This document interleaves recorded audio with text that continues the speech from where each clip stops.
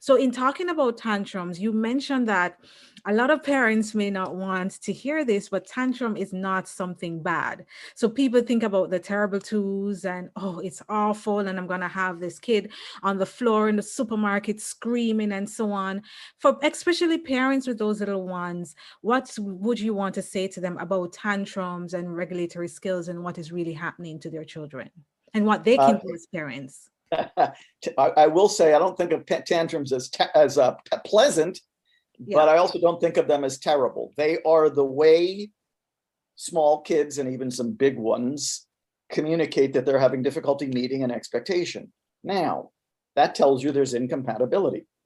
And that should cause parents to do a few important things. It should cause us to take a look at, am I putting expectations on my kid that my kid is having difficulty meeting? Some caregivers think, if I have the expectation, then my kid needs to be able to meet it. That's it. And I'm being soft if I don't insist that my kid meet it. And I'm being even softer if, when I demand that the kid meet it and the kid throws a tantrum, I'm being soft if I don't put the kid in timeout or insist even further. I would actually call that throwing fuel on the fire. What am I expecting of this kid?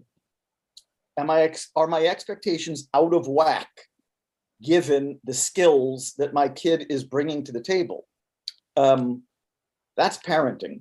That's good parenting. For a long time, unfortunately, the definition of good parenting was simply throwing expectations at the kid and insisting that the kid meet them, no matter how the kid let you know that the kid was having difficulty meeting them, right? That's not good parenting. If your kid is having difficulty meeting a particular expectation, you want to notice.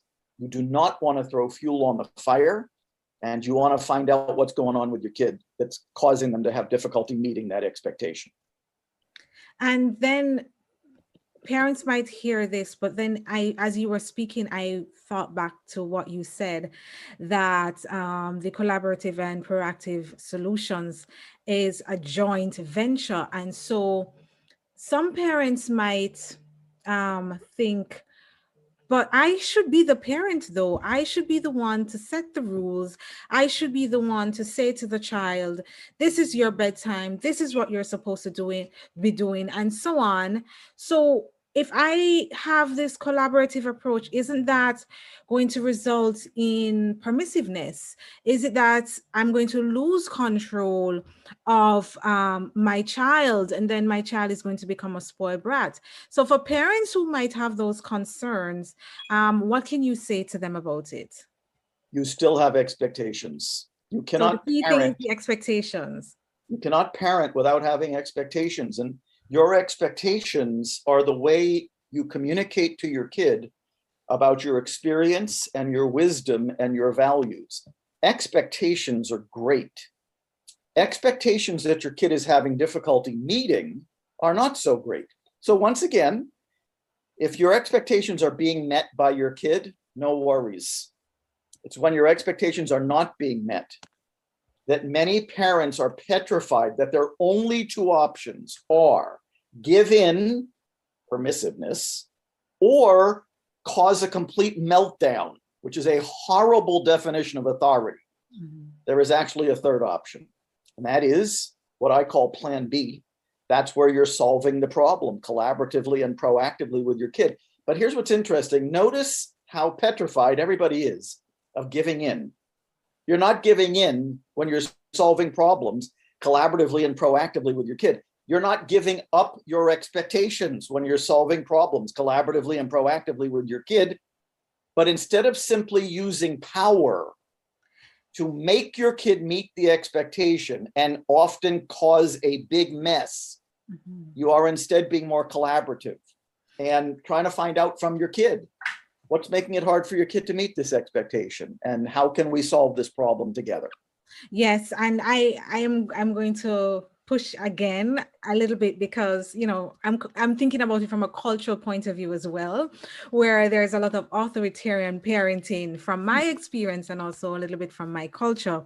And collaborative sounds really nice, but then you might have those parents who say, I'm not supposed to be my child's friend.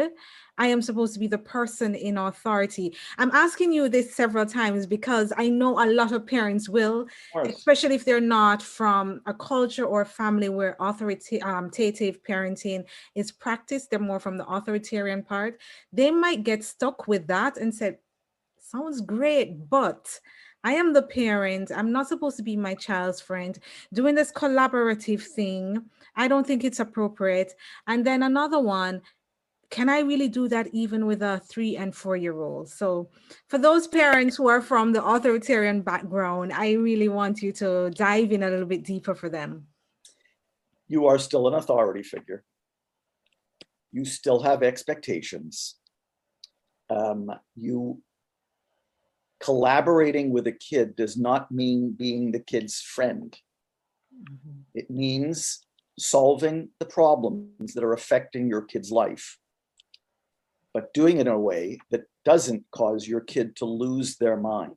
I don't think a good definition of authority figure is someone who is so insistent on using power that they cause their kid to continuously melt down and throw tantrums. That is not a good definition of an authority figure. An authority figure knows their kid, has expectations, and tries to figure out what's making it hard for the kid to meet the expectation in collaboration with their kid. And here's why the collaborative piece is so important. We adults are frequently wrong about what's making it hard for a kid to meet a particular expectation. We think we know, but we don't know. By the way, another definition of an authority figure is not being a know-it-all. Another definition of an authority figure is not being able to read your kid's mind. Where did these definitions of authority come from? I have no idea. You're not a mind reader. Your kid has very important information to provide to you about what's making it hard for them to meet a particular expectation. Your kid can collaborate with you even at the age of 2 on solving the problems that affect their lives. You can get rid of the power. You're still an authority figure, and you can solve problems in a way that brings you and your kid together rather than pushing you guys further apart. Yes, and what I'm hearing coming up is through the collaborative approach, you are influencing instead of controlling the child, and trying to control a human being really leads to the power struggle, the revenge cycle, the rebellion, and so on. The other thing I'm hearing too is honoring your child's agency, that yes, they create meaning of their experiences, they have opinions, they have objectives as well, and we should honor that and realize that how they create meaning of the experience might be quite different from us, and don't make the assumption that you know what kind of meaning they're creating from interactions in their environment. Very well said. The biggest complaint I get from parents is that their kid won't talk to them. Hmm. The biggest complaint I get from kids is that their parents won't listen. Wow. If Mhm. that's the definition of authority parents want to shoot for, go ahead, but I don't think that's what we should be shooting for.